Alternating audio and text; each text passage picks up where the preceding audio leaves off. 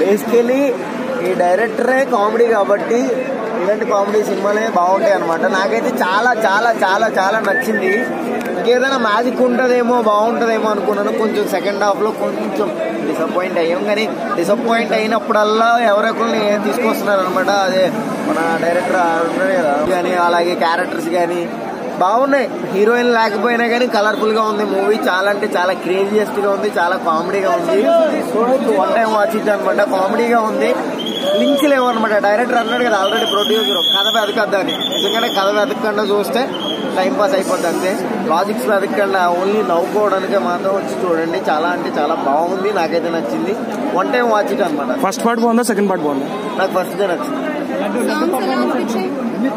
Songs అన్ని magical ఏం లేవు, బాగున్నాయి. అంటే స్టోరీకి తగ్గట్టు అట్లా నడిచిపోయినాయి అంతే. కానీ పర్ఫార్మెన్స్ బాగుంది. అంటే 4 months డ్రామాటిక్ అనమాట ఇది అంతే. చాలా ఏం లేదు. హీరోయిన్ ఉందనా, హీరోయిన్ అంటే ఏంటి కలర్ఫుల్ గ్లామర్ అంతే.